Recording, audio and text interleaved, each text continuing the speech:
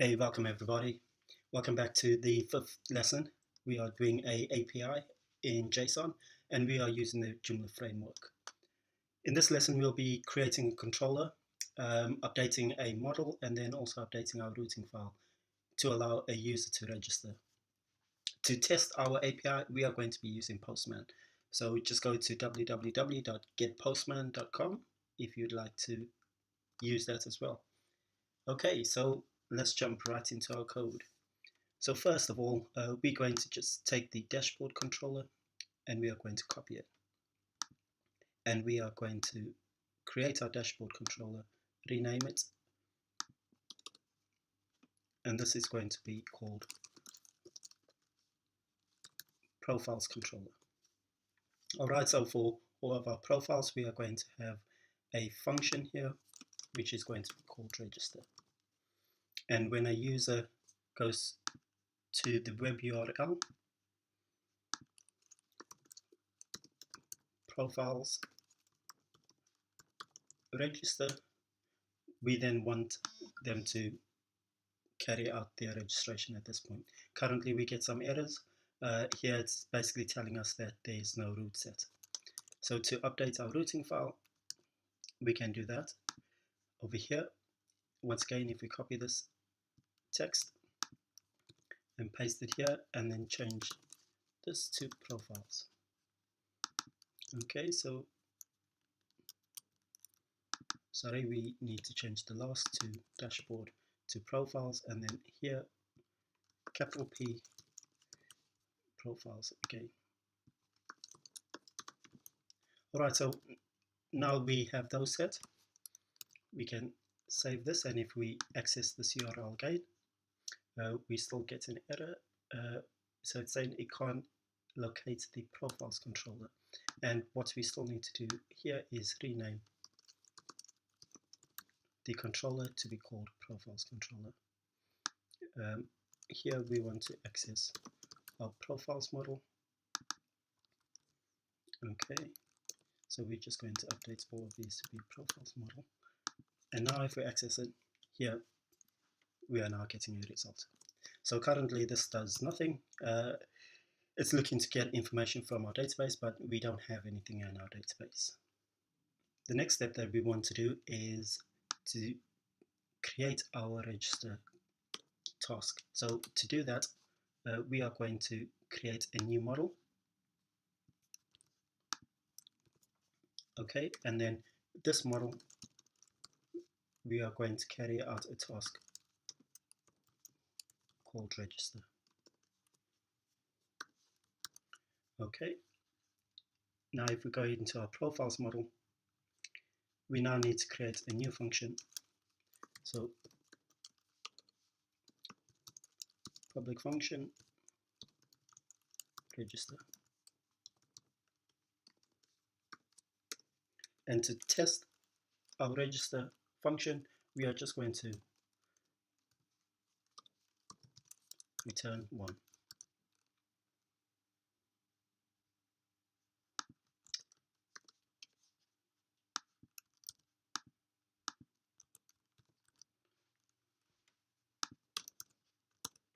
Okay, let's test it.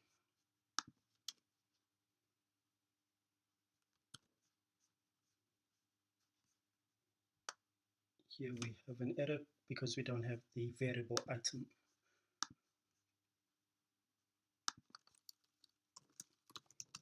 So item equals model register. So here now we know our register function is being called here. If we change this value to 2 and we test it again, yeah, it now updates to 2. Excellent. So the next step here is we are going to expand this function to have our register information. So here I've just pasted the information in, and I'll just talk you through all the different parts of this. So firstly, we are going to ensure that it is a post request. So that's our very first task. We want to ensure that this is posted and it's not a GET request. The next part is that they use a certain token, and this app token, so this piece of text is going to need to be fed in just to ensure that it is an authorized call. Following that, we're going to request the first name, last name, email address, username. For the token ID, this is not relevant, so we can actually just remove it.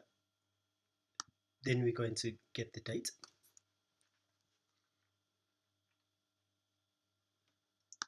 But we are going to need the password.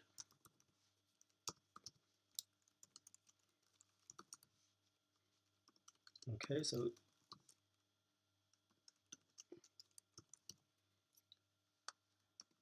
in the Joomla framework here, you have different inputs. So all the information that is sent, you can access it via an input. So accessing this function and requesting the get method, you can specify the name that you would like. So here we are going to specify password. Here password.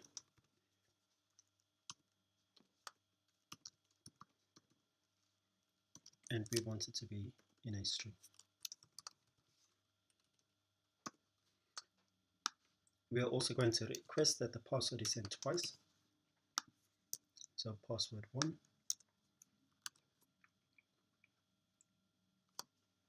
And first of all, before we continue any further, after we have this information, we are going to say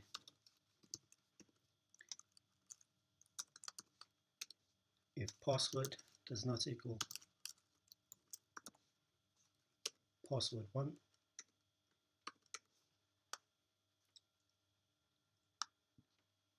then we are going to return false.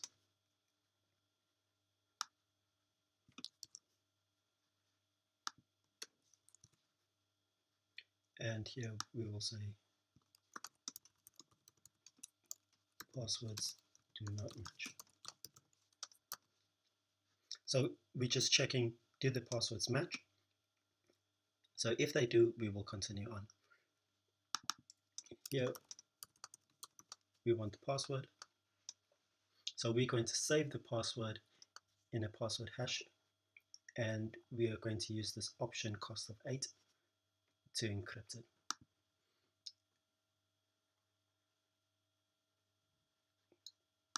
So once again, we also need to update that field.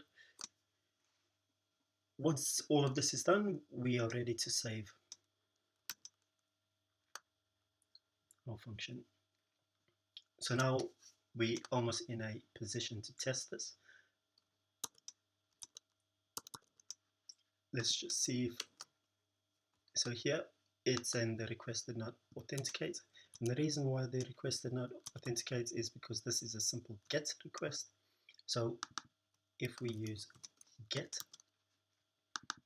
and we change this to app token, so now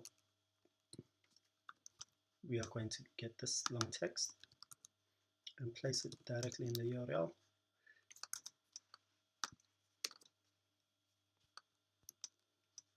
Okay, it's saying our get user function does not exist. We will just need to create this get user function, and we can do so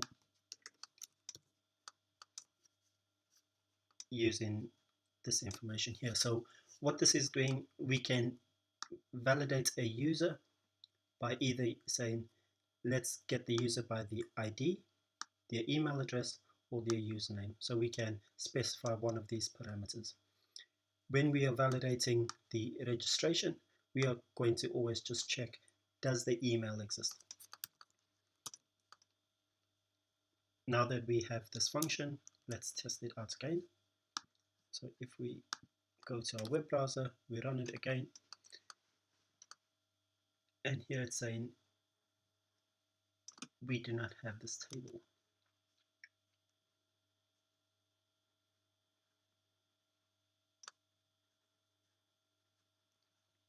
So we need to look at our default controller.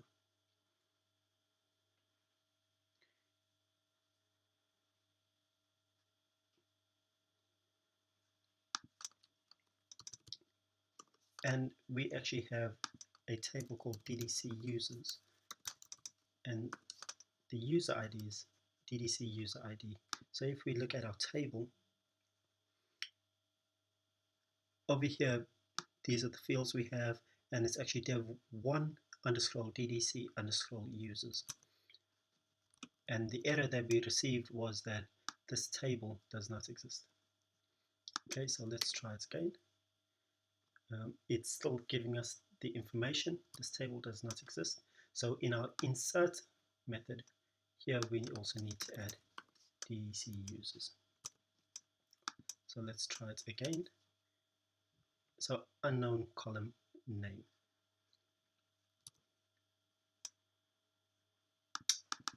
Yes, and here we want first name,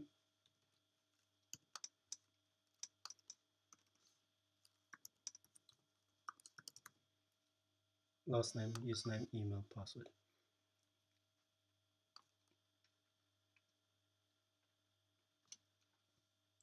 So what we have also established here is that these passwords are matching because they are both null. So what we are going to do is we are going to change that to 1. And now if we run it, it says passwords do not match. By default, we don't want these to be the same. So the default of them would always be different. Therefore, we would get this error message. If we did have the same passwords, it would then validate and this information would then create. To finally test this, we are going to now just use this here where we are going to say register, and we are going to create all of the values that we would like. So first name, last name, email, username, and the 2 passwords. So first name, last name, username, email, password, password 1. We also need app token. So here we have all of these. We are going to update this to a post once again.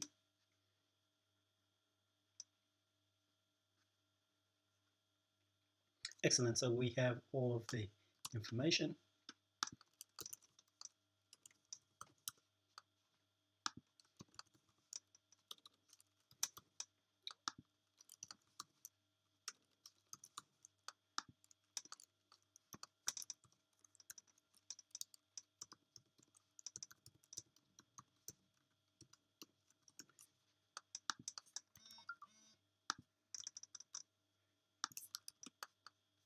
And now that we have copied all of our information in, we are ready to run this.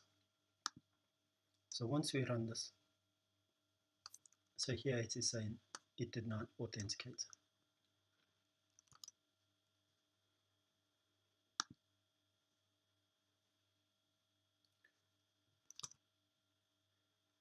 So let's just check that our information is all here. So we want app token.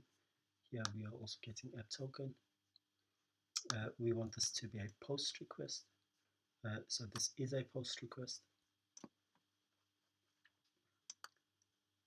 And the 2 passwords.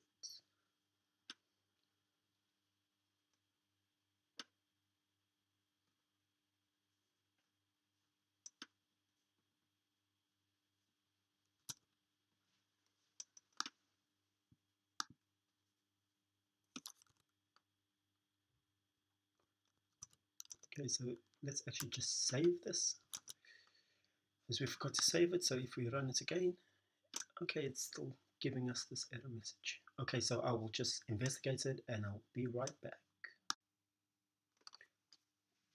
Now that I've figured it out, what was happening is I inserted the information here into the headers field, and we actually needed the information to be in our body. So we're not posting this information in the header text, but we are posting it within the body of it.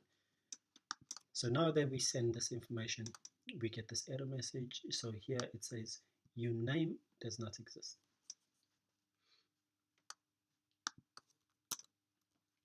So once again, let us go and let us just go through here and find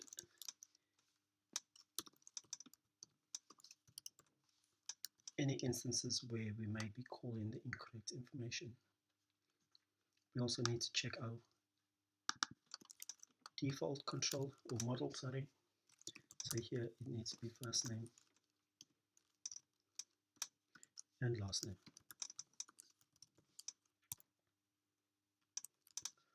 Let's copy this, save it, and let's also update it in our menu. Okay, let's go back to Postman and let's send this information. So the column count does not match. So first name, last name, username, email, password, register date, and the parameters. Here we are posting different information. Okay, so if we go back to our register,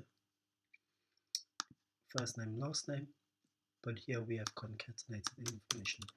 So we just need to separate that out. First name, last name, username, email, first name, last name, username, email, password, register date, and parameters. Okay, and now, excellent. So we get the feedback of our ID, which is number 1, and it has been successful. When we look at our database, so here we want to open up this from dev1 ddc users, and when we run it, we see the information that has now been saved. Alright, so in our next tutorial, we will be looking at creating the login form. So once we have registered a user, we now want to be able to log that user in. So go through some authentication, log them in, and then provide them with a token back which they can use in future requests. Again, thanks for watching, guys. Please leave a like, comment. If you have any questions, please leave your comments down below. I'll be glad to answer any questions that you have. Thanks. Catch you soon.